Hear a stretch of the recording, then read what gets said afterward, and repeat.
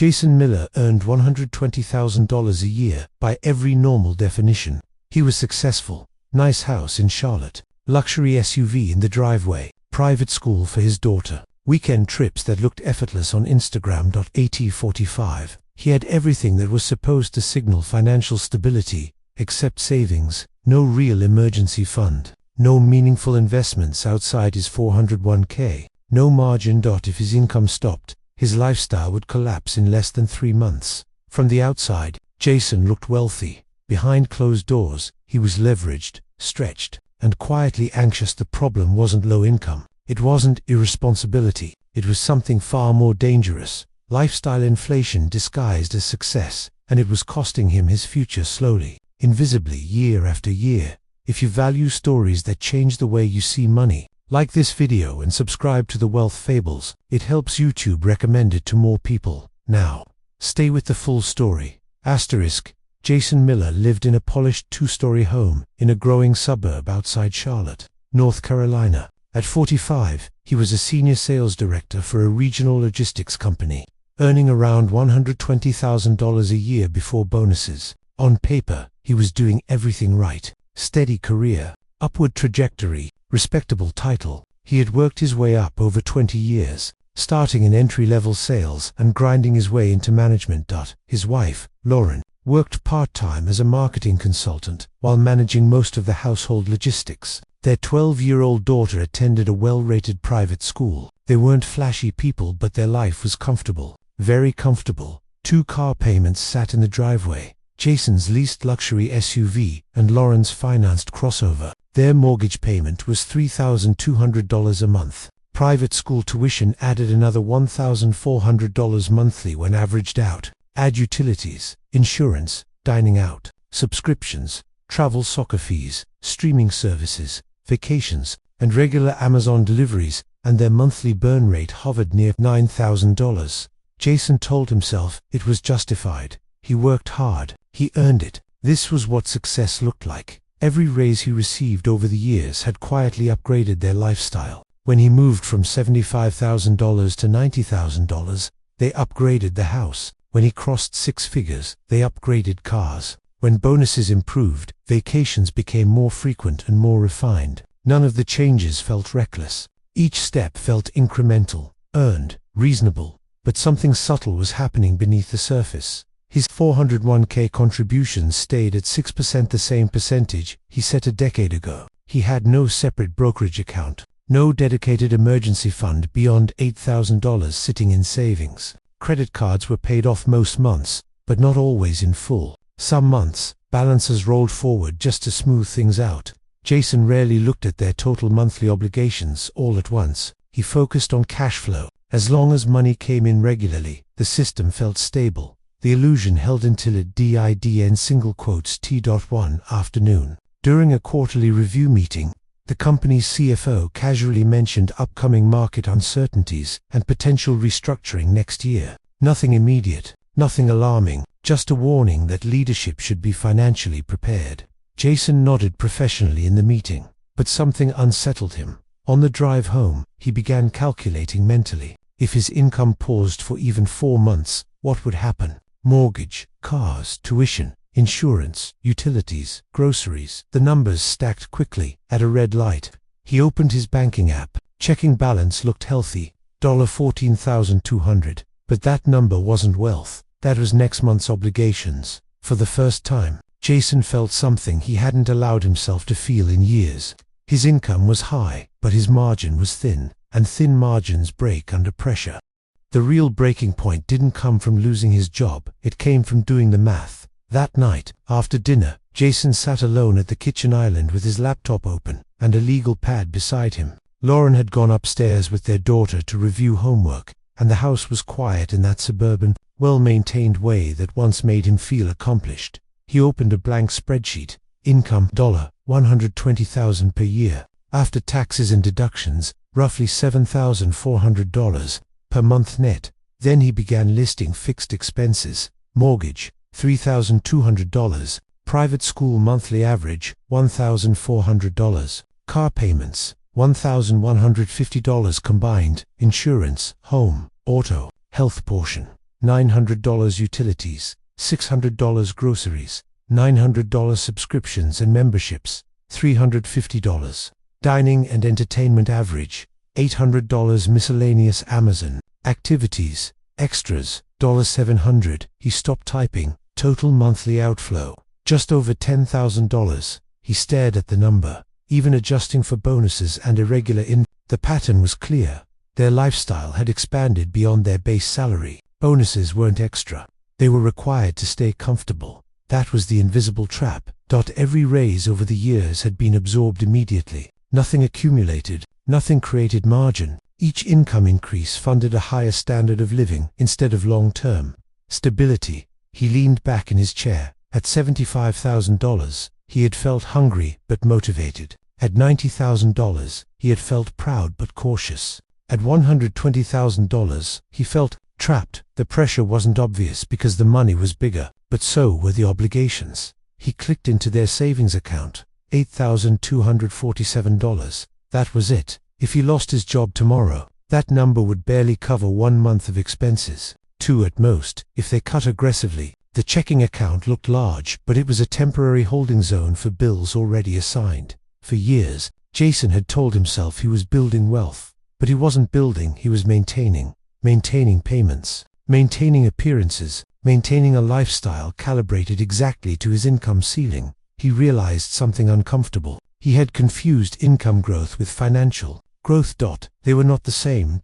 Income growth increases lifestyle. Options. Financial growth increases freedom. He had chosen options, not freedom. Then came the final realization, the one that actually shook him. If his daughter followed the same pattern, earn more, spend more, normalize higher costs, she would inherit stress disguised as success. That night, Jason didn't feel broke. He felt exposed, and for the first time in 20 years, he admitted something he had avoided. He wasn't wealthy, he was optimized for earning. For surviving without earning.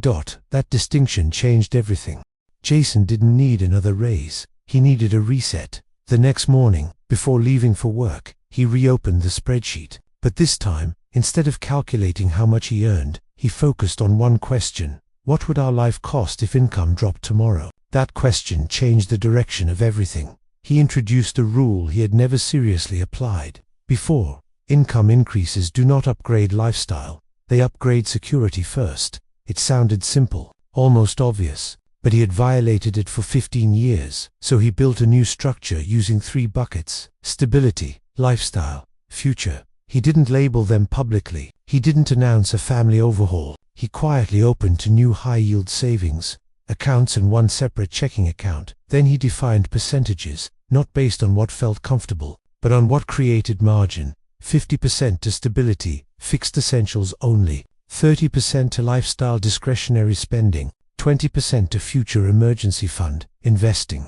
margin building. But here was the painful part. His current lifestyle did not fit inside those percentages, which meant something had to shrink. He and Lauren had a difficult but calm conversation that weekend. Not emotional, not accusatory, just numbers on paper. For the first time, they saw everything at once. Private school was a choice. The luxury SUV was a choice. The frequency of dining out was a choice. The Amazon convenience tax was a choice. None of it immoral, just unstructured. They decided on immediate friction points. The SUV lease would not be renewed. Dining out cut in half. Subscriptions audited and reduced. Bonuses redirected entirely to future, not vacations. Then Jason automated the most important move. 20% of his base income was redirected the day it arrived into a separate high-yield account labeled 6 months. No negotiation, no waiting to see what was left. No, we'll save what remains.